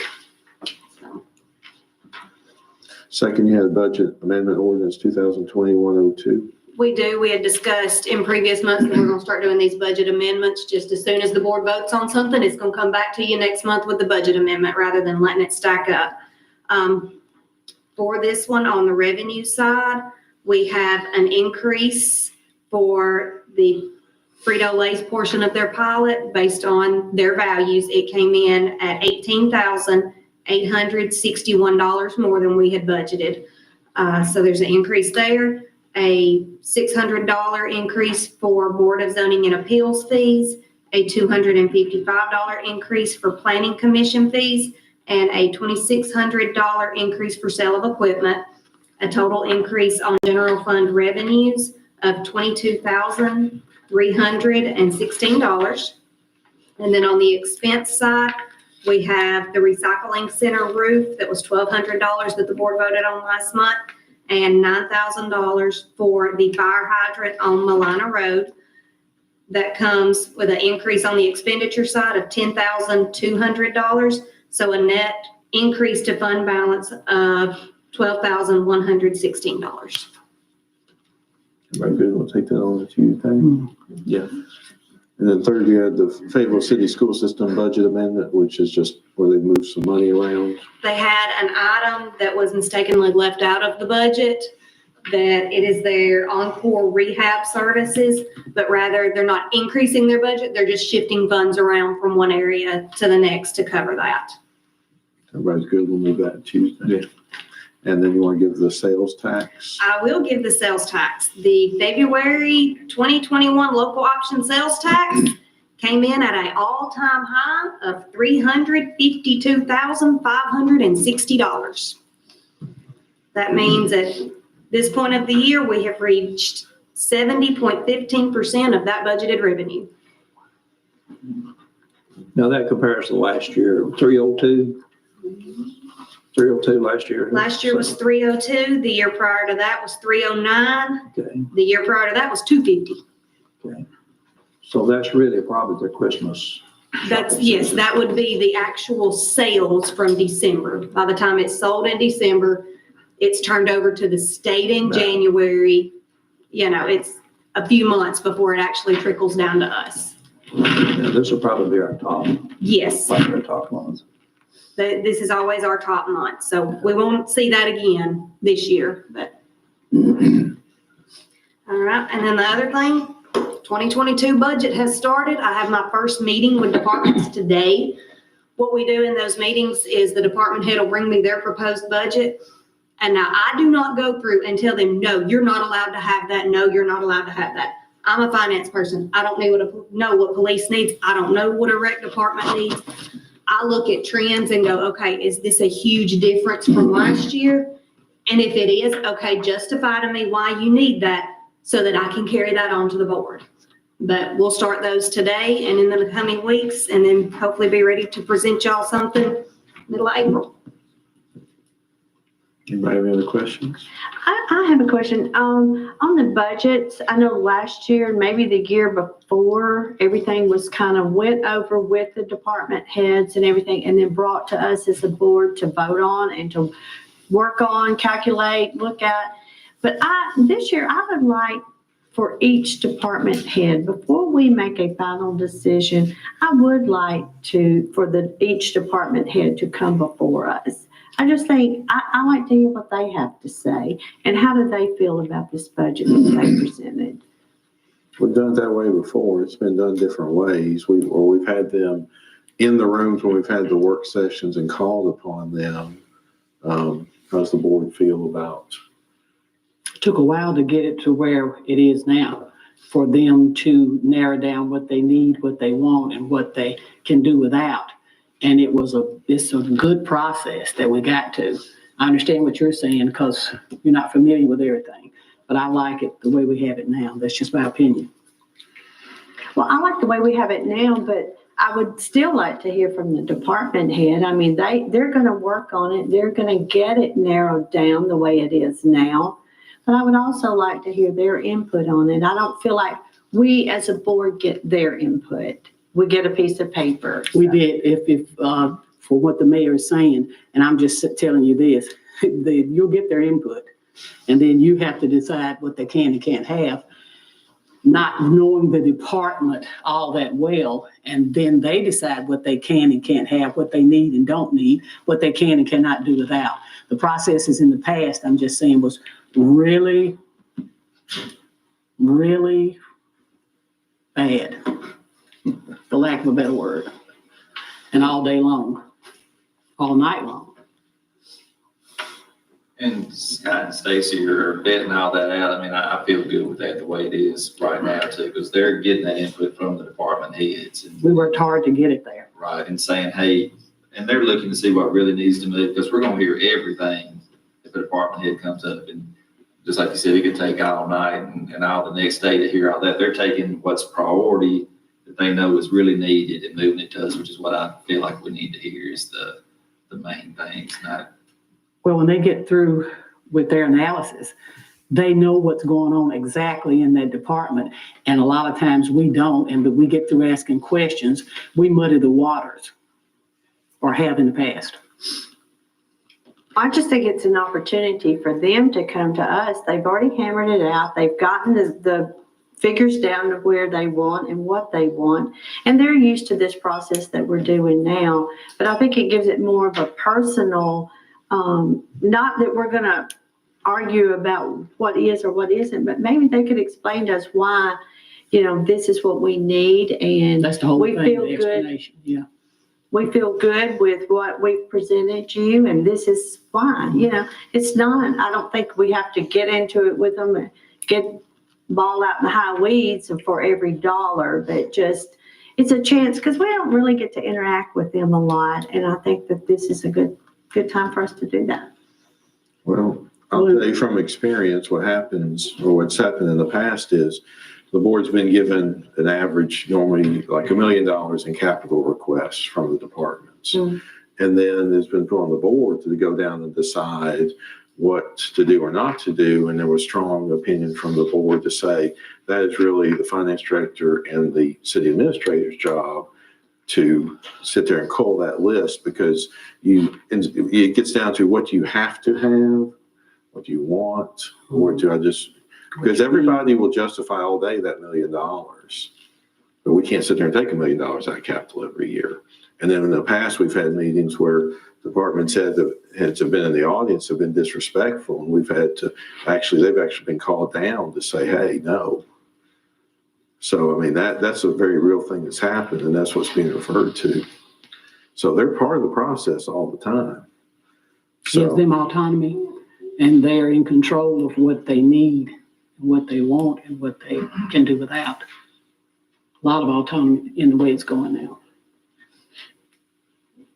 Alderman Martinez, I'm good with their job that they're doing. It's going to come to them anyway to come through us, correct? It is, and that's why I say if I don't see anything large new when I'm presenting to y'all, I just go, this is pretty much business as usual.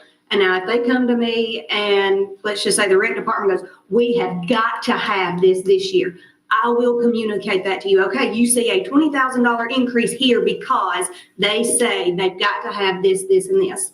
And when we combine all the expenses and all the revenues, if we see we are majorly over and going to be operating in a huge deficit, what I did last year is I sent everybody's worksheets back to them and said, cut 3%. I don't care where you cut it out of. You know what you need better than I do. You cut that 3%. Then it's on them. And I What they do can tell do them, without, okay, exactly. do not cut stuff that you know you've got to have. Don't come to me and say, we're not going to have maintenance expense because you know if that truck breaks down, we're going to fix it. Cut the stuff that is the wants. That is the only place that I play into whenever I start telling them to cut is I will look at, if you have certifications that your employees are required to have every year, we're going to pay those. We're not going to cut those. That's where the only cuts that I stipulate necessarily. Now, Scott and I do go through all of the capital cuts. And, look, of course, the board has already made it. If it is safety, that's going to be a top priority and kind of weed out. And we ask the department heads too, to kind of help weed those out. So.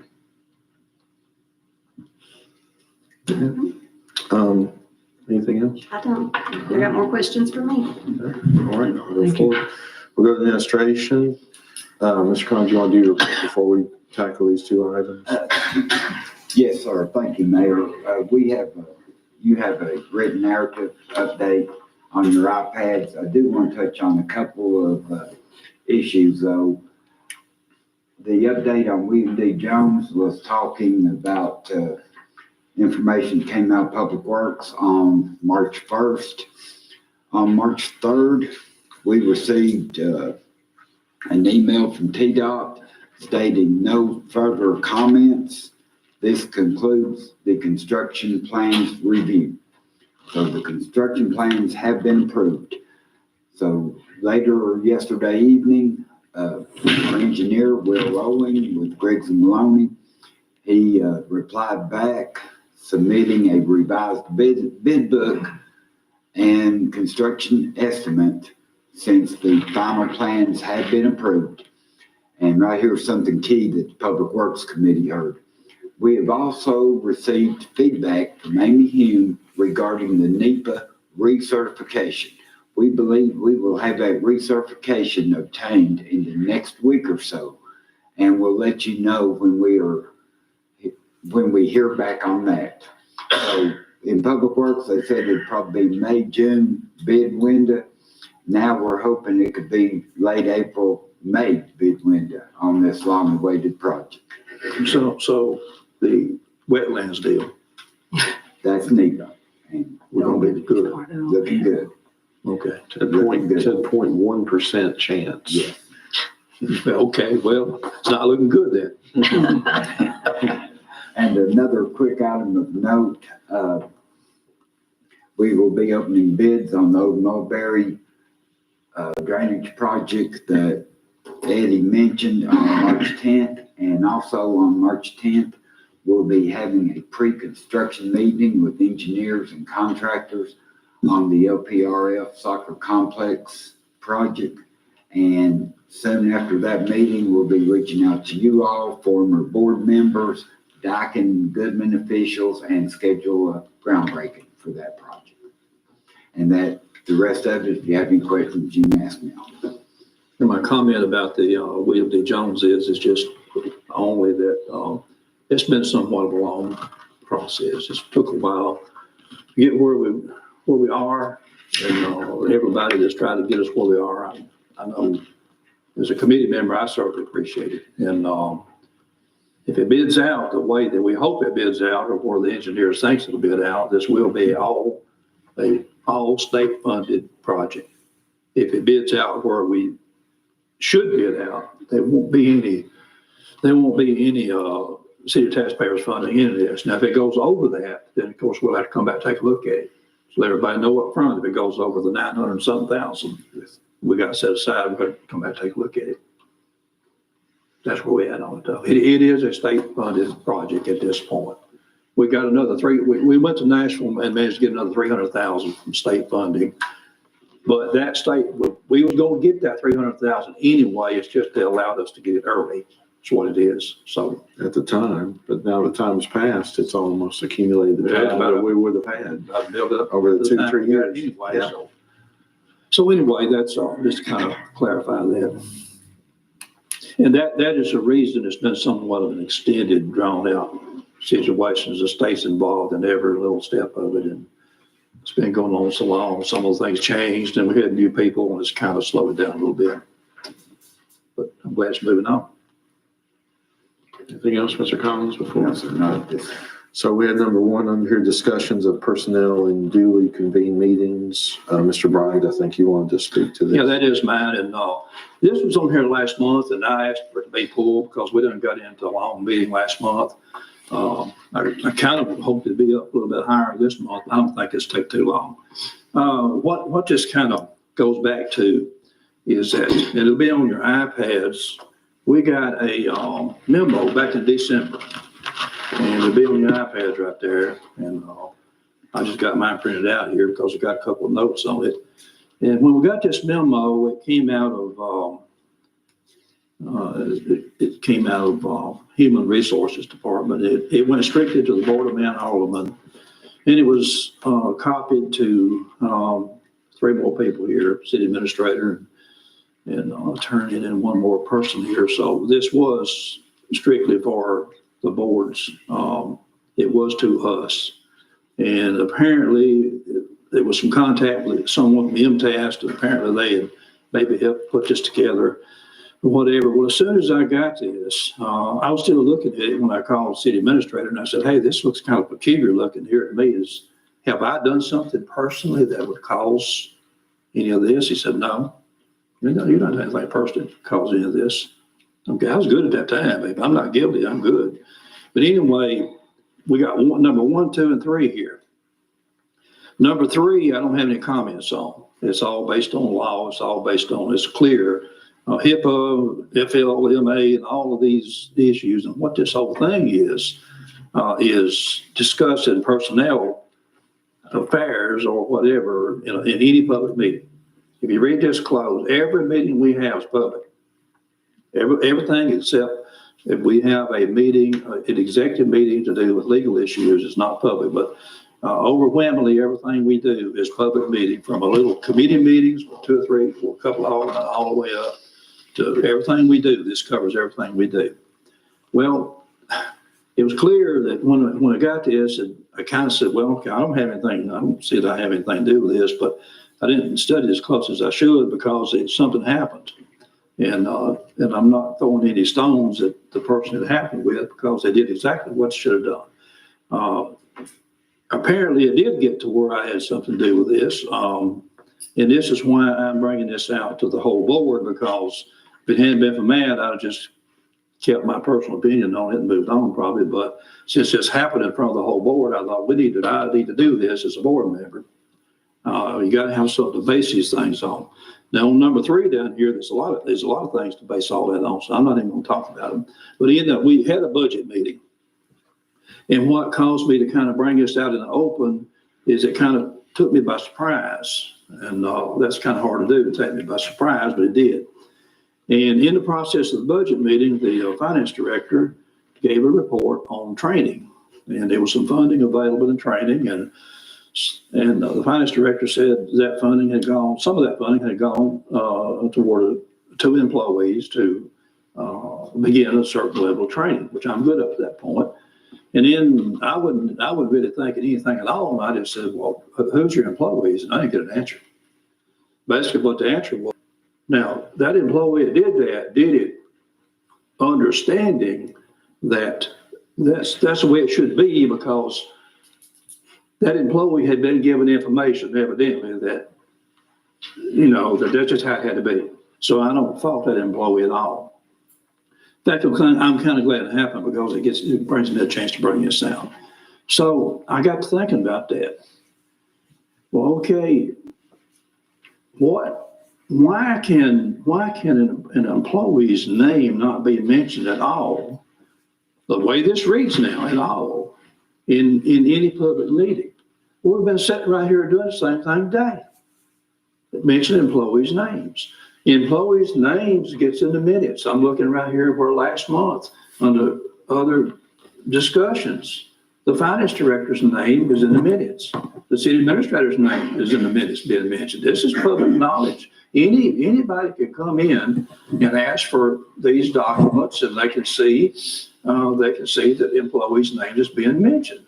The newspaper, Alphabet Times. You open up the newspaper, read Alphabet Times, you see employees' names mentioned about different situations that goes on with the city. We got a First Amendment. You know, the First Amendment, free speech, that's what we got. So I went back and I started looking at this thing real close here. Under number 1, and I'm just going to ask some questions, and any questions I have, I'll let the city administrator comment on if he wants to, but under number 1, it says personnel affairs should not be conversed during public meetings or forums. Well, I looked at affairs, and the only place I could find a definition of affairs that meant this was, it was defined as any matter, occurrence, or thing. So pretty well anything. That right there, personnel affairs should not be conversed or spoken of during public meetings or forums. It goes on to say, at no time should employee's name be used, period. No time. We do it all the time. We're in committee meetings, that's a public meeting. And in our committee meeting, we might be talking, we might look over there at Eddie and say, Eddie, did you get that problem took care of? So-and-so was someone, he'll answer. We don't look over and say, oh, Mr. Public Works Director, did you know, I mean, how picky are we getting here?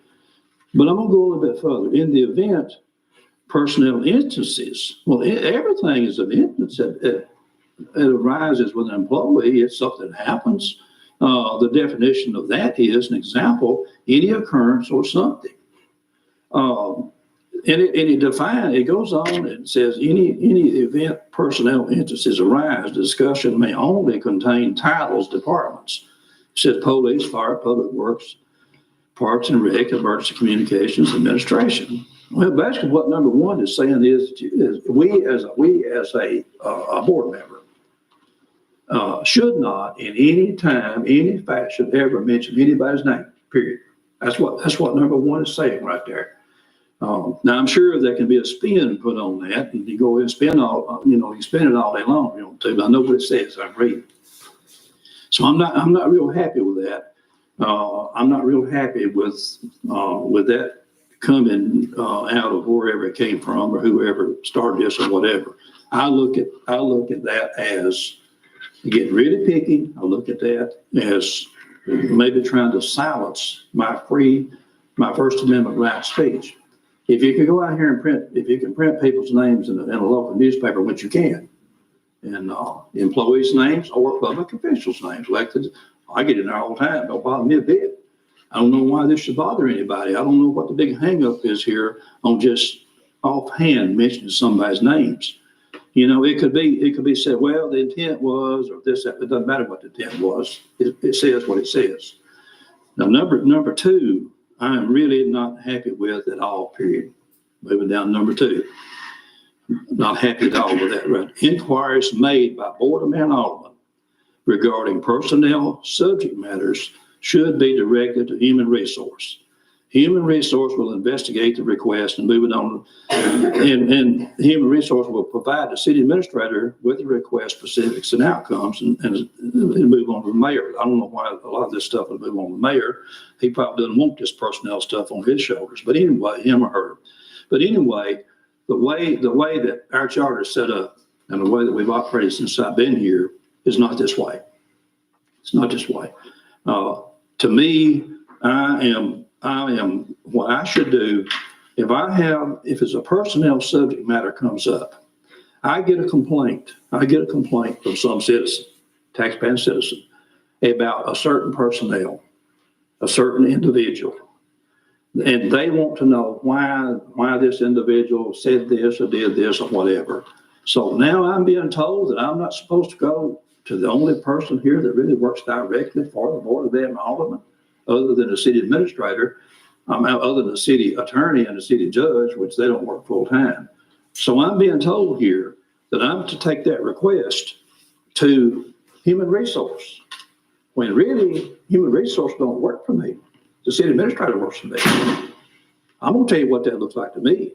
That looks like a filter being set up between me as an alderman and the city administrator. So that in this situation, the human resource will get to decide what needs to be done. I'm left plumb out of the picture. And I thought, according to our charter, that we were to take all personnel issues, to the city administrator, maybe the department head, if it filtered down that way. And I don't see this working. I don't see this working at all. Because if I'm given a problem, I want to go to the head of the stream of the problem. I don't want to go through human resource, and human resource be a filter to decide whether this needs to work on down or not. I don't like that. I don't like it. Another situation is when you get into ethics. We've got an ethics administrator. It is a city administrator. I mean, it is a city attorney, excuse me. The ethics policy, we passed on this. This has been passed on. The ethics policy is very specific. It is clear that it is the attorney's place. The city attorney is designated as the ethics officer of the municipality. That is clear. That's clear. Now, how things gets to the city attorney, I don't particularly always know. And I know that there's several things in here that is examples of what could be ethics situations. It's even in here how to handle ethics situations with the board, but we're talking about employees right now. So me as an alderman, I get a complaint from someone that's clear if it's true now, it's clear if it's true, that they could very well be an ethics situation with an employee. So how am I supposed to handle that situation? How am I supposed to be sure that it gets to where it needs to get to, which is by our policy, right here under 1-601, I need to be sure it gets to the proper person, which is the city attorney. But then under this, I would have to come back and I would have to go through human resource, and human resource would have to go to the city administrator. Doesn't say anything about how you would handle ethics in here because it doesn't mention the city attorney. And then you just putting these layers on there. And I see this, if we're going to do it like this right here, I see this number two. No, I don't like number one. I don't like number two. I see this as a chance for a filter to be set up between me as an elected alderman and the city administrator. That filter would be human resource department, what it would be. And I don't like it. I don't like it. Now, only thing I want, and I'm going to be done, and I'm not asking for it right now. In fairness, I want to go ahead and surely there has to be something that number one is based on. Is it based on a state law somewhere that I don't know about? I'm still not going to like it if it is, but if it is, it is. Is it based on federal law? Is it based on something local? We've got it. I'm not picking up in codes and all such as that. Or is this just an attempt to silence me as an alderman free speech? If we get down to the point where we can't even mention each other's names in a little old committee meeting based on this right here, and you put all the spin you want to on anybody can, I know what it says, and you do too if you read it. And you can come back, and in minutes you're going to have people's names. Those names is subject. Anybody can get them. Anybody can come in and get these names right here.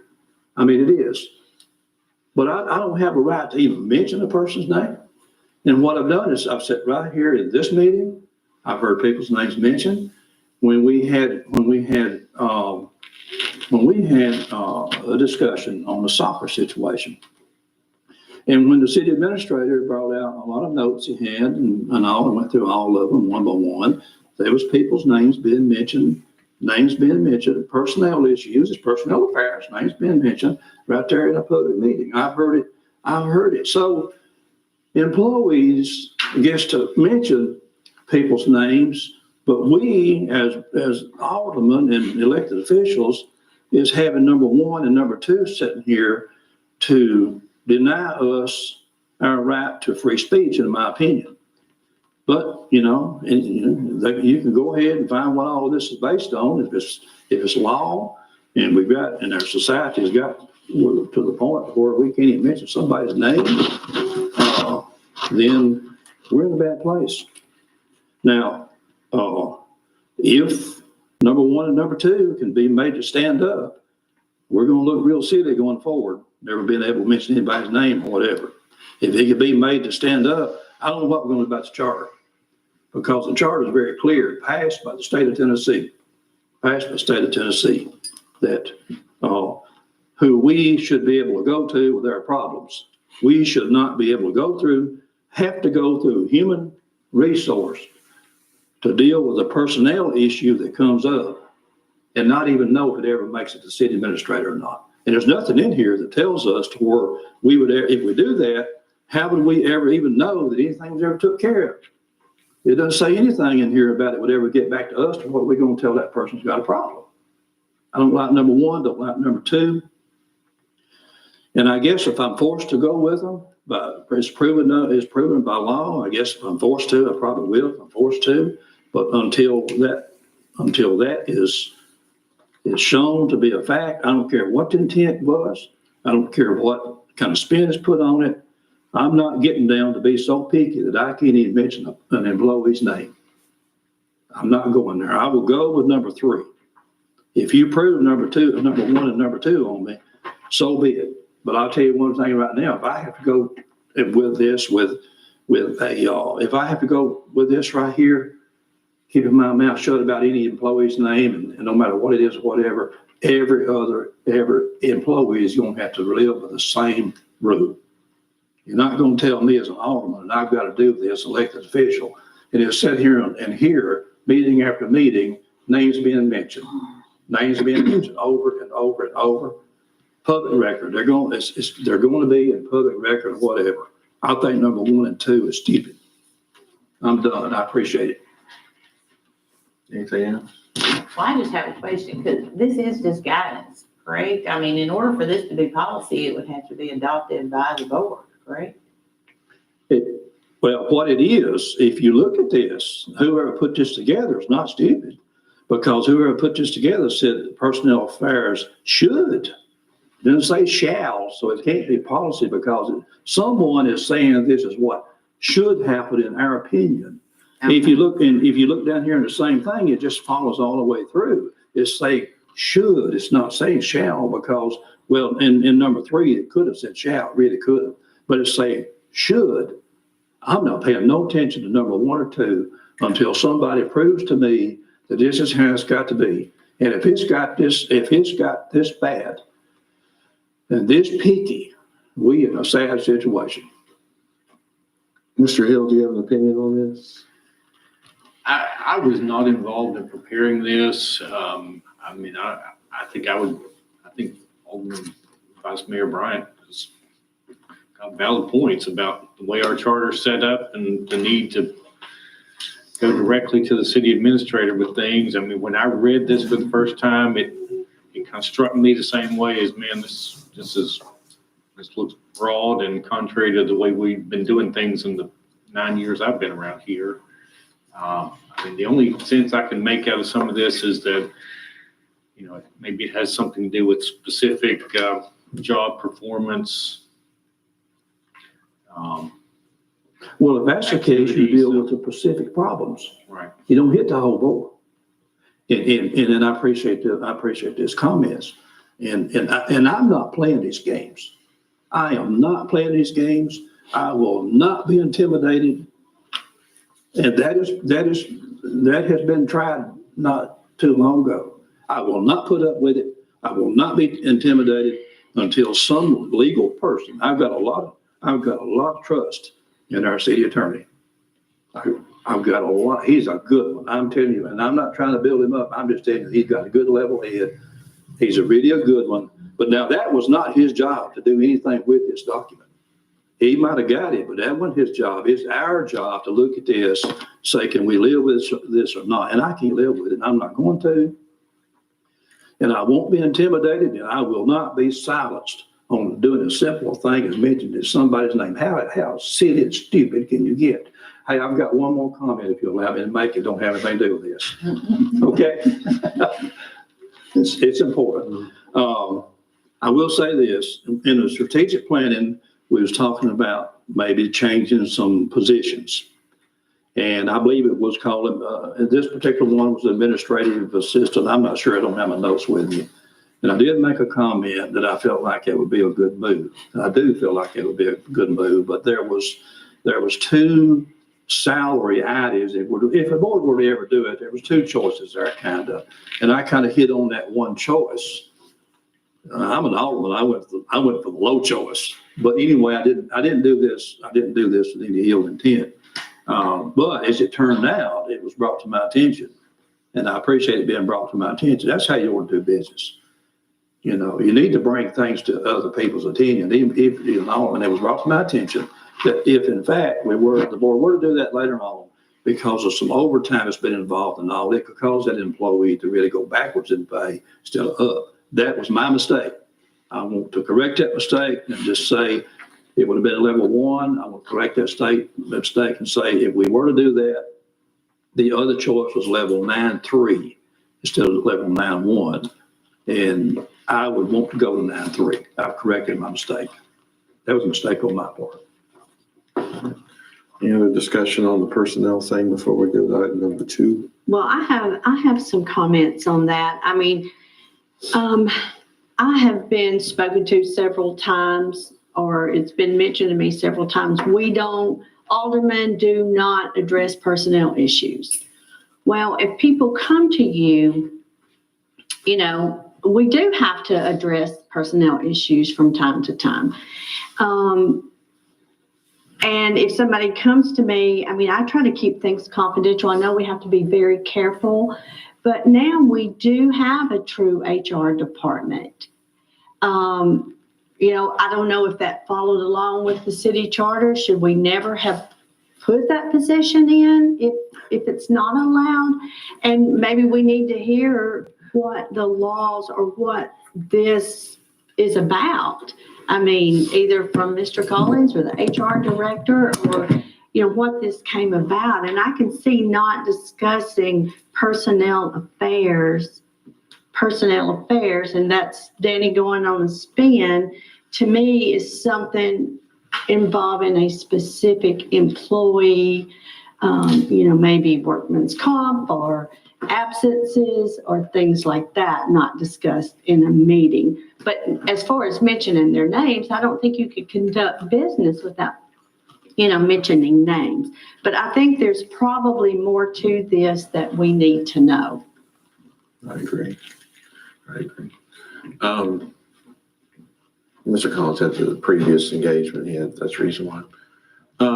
Yes, we need some more clarification on this. I mean, we need an HR person. I really don't know how we got by without an HR person for all the years. As I explained the other day in strategic plan, we kind of got there because from an health insurance standpoint, we had an outside agency that was dealing with that, and you could spend all day with one person's affairs or claims. And so that originally started with that, and it started with somebody that was not an HR person, but we made an HR person, and that employee left, and now we have a person that has experience. So I think it'd be good for the board to be educated, probably a combination between Mr. Hill and Mr. Collins and the HR person, but everybody's got valid points here. I mean, there's no way we're going to go without saying names. Oh, I don't have any problem with personnel or human resource. I'm on board 100%. I think that's one of the best decisions that's been made. And I don't have any problem with human resource at all, but do not put on human resource person what should be someone else's responsibility. That's what I'm trying to say. Now, as far as me going on a spin, that's fine with me. I could go on a spin, you call it I think you can spend any, I mean, I think you can spend anything. I could spend it, you could spend it, but I don't think it was ill intent toward the alderman. And you're right, Mayor, we haven't had a true HR position in a long time. And there are a lot of laws, a lot of things that we may not know that an expert would know or a professional that we've hired knows. So, I think that this needs more clarification and maybe Mr. Collins should have, addressed this a little differently or because something's just not right here. Okay. The last item we had, and we kind of discussed it last month, we discussed it in the last 2 months, and Beverage Board is a request by a business in town to move the Sunday sales time change of selling beer from 12 to 10 a.m. We don't control alcohol, but we control beer. So Mr. Hill found some information that the city in 2002 under Mayor Clark's board actually voted and opted out of the 10 a.m. And as we're currently at the 12 noon. And so if you want to explain real quick what you found. Thanks, Mayor. In 2000, there was a state law change, part of which allowed the ABC to set Sunday beer and liquor sales times. The ABC did in fact exercise that option and set it as a default at 10 a.m. But the statute that allowed them to do that also says that a municipality can opt out of it. So I went back in the last month and reviewed city minutes and found that in 2002, the city had in fact opted out of it, which effectively left our beer sales and our liquor by the drink sales at beginning at noon on Sunday. So basically the question now, having officially opted out of it in 2002 is, does the board want to just leave that 2002 action in place? Or does the board want to opt back in, which the statute allows us to do, that's what we want to do, which would start everything at 10 o'clock. Which would require a resolution to be drafted and we have to vote on. Be done by resolution. I did look at area, the municipalities in our part of the state, and number of them are using 10 o'clock. Lewisburg, Pulaski, I believe Winchester and Deckard are. Some of them are still at 12 o'clock. Shelbyville, Manchester, Lawrenceburg are still at 12 o'clock. So it's just a question for the board, I think, whether you want to leave status quo as it is, or would you be interested in opting back into the 10 a.m. time that the ABC is established? This is on Sundays. Basically, it's affecting a few restaurants.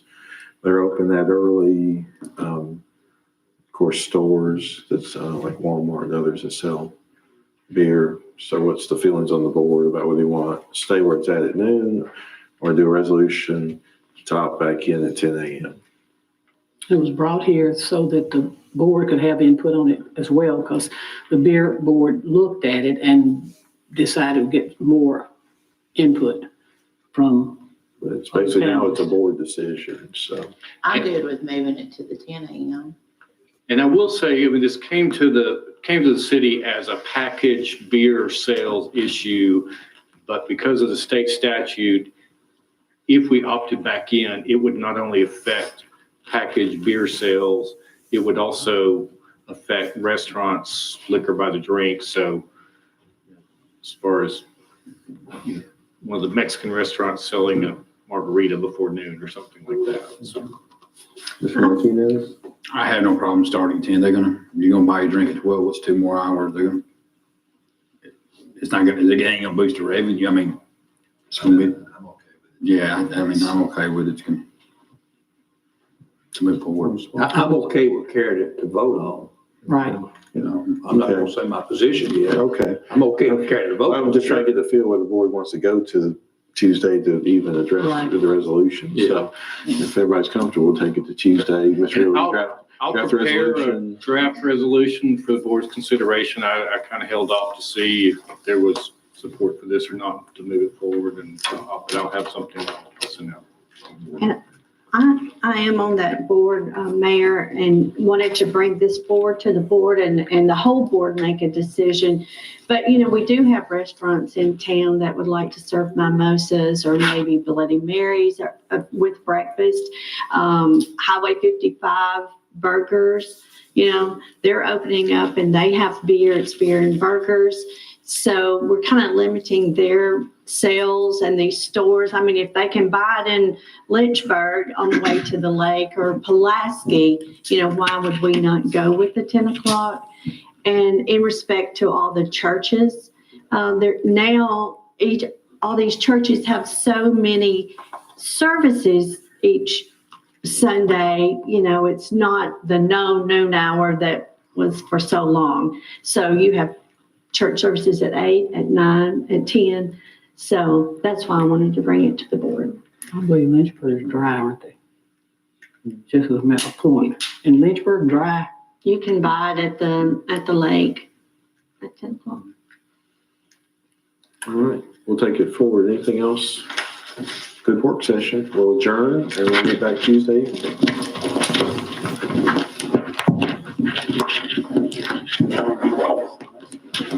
Yeah.